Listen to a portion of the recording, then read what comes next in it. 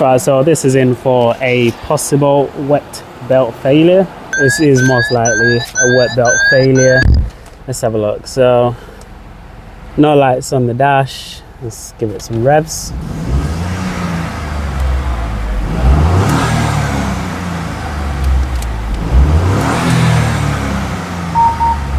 Yep, and there it is. So yeah, it is definitely a wet belt failure.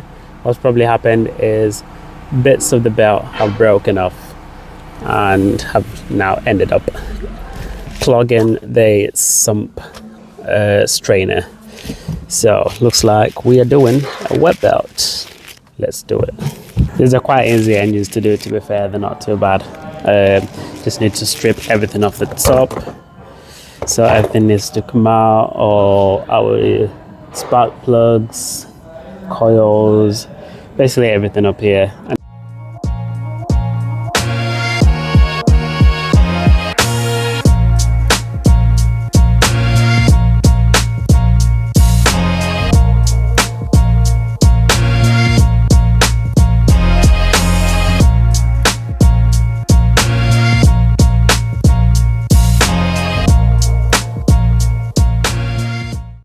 And now this should just come out.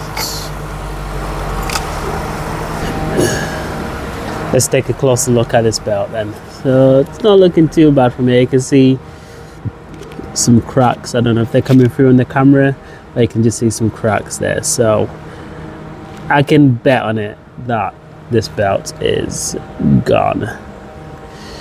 So that's everything we need to do up here. Next, we're gonna send the vehicle up, take out the arch liner. Everything we need to do now is in there. So let's do it.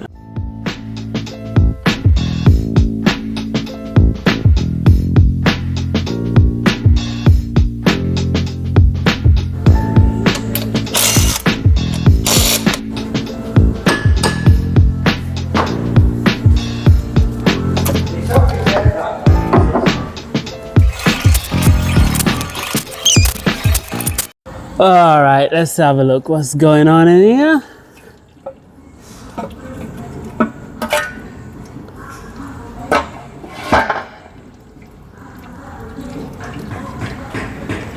Ah, lovely. Lovely jubbly. You can see that strainer is just pretty much blocked, full of debris from the belt.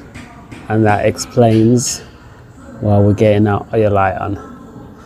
So let's get this guy out, give that a clean, and then we'll carry on. So I should just be able to pop this guy out of here, so I get a better view now of what's happening here. If I can just get this camera to focus, there we go. So all that in there is bits of the wet belt. As you can see, what's happened is, let me find somewhere to put my torch. What's happened is they've all gone in here and blocked it all up.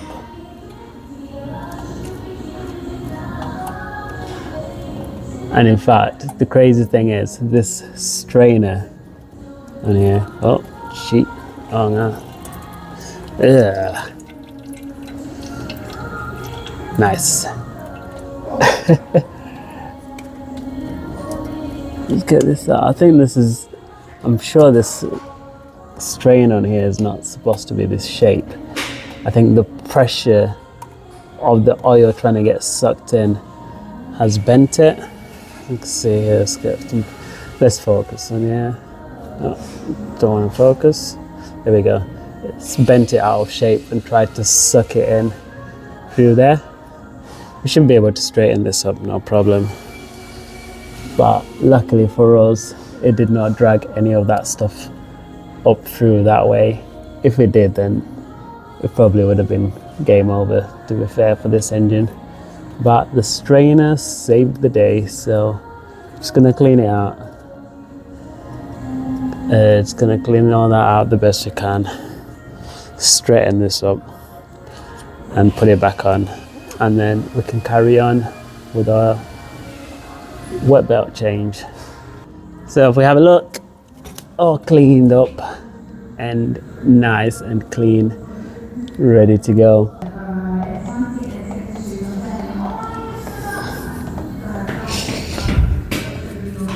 And then I'm just gonna lock everything without timing toolkit there. Right, crankshaft is locked off, camshaft locked off, camshaft locked off. Now ready for this belt to come out.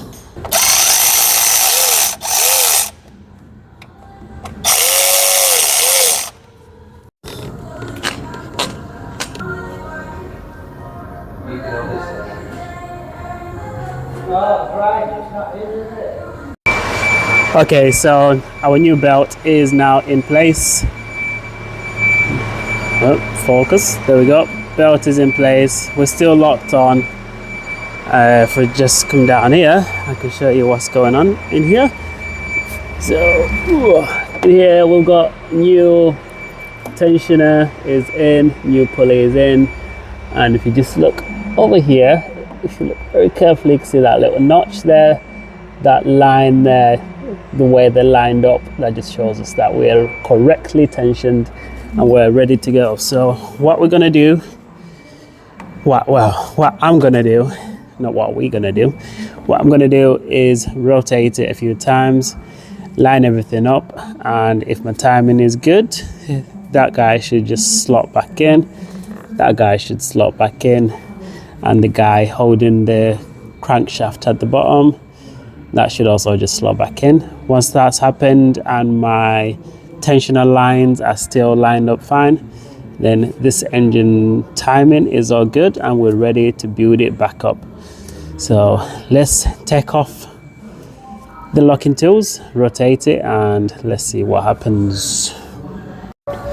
Right, all locking tools are now off. So I made these two lines here, that one and that one, and you should be able to go all the way around without any sudden stops or interruptions. Then we know we're good. So that's one rotation there. Go back around again, and that is two rotations, no problems. This guy should be able to just slot in here nicely like that, and then this guy should go in here like that. Lovely. So timing is good, tension is good. Only thing left to do is put it back together. Let's do it.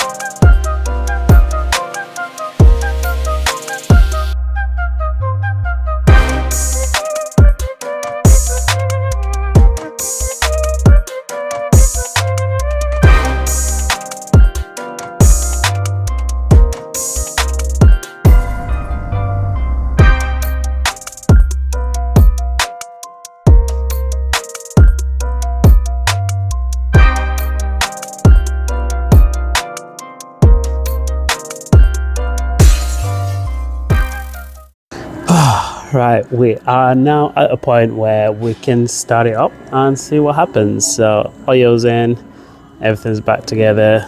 Let's jump in, fire it up, and then we'll give it a few revs and see if that oil pressure light returns or if we have any more lights. So let's have a look. Okay, moment of truth.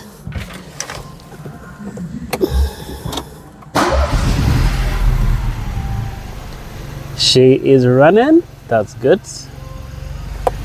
No lights on the dashboard, that is good.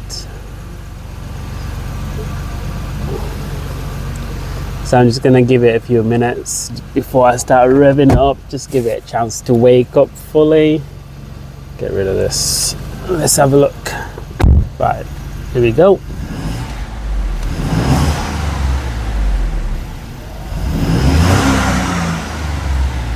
Beautiful. I would say that is a fix done.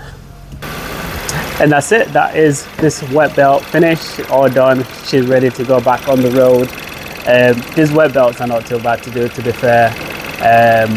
Service wise, if you look after them, they will last a while. Just stick to your scheduled oil maintenance. If you can, try and double it, to be honest with you, and probably last a bit longer. This one's all good, ready to go back. B&B, that's how we do. Let's go.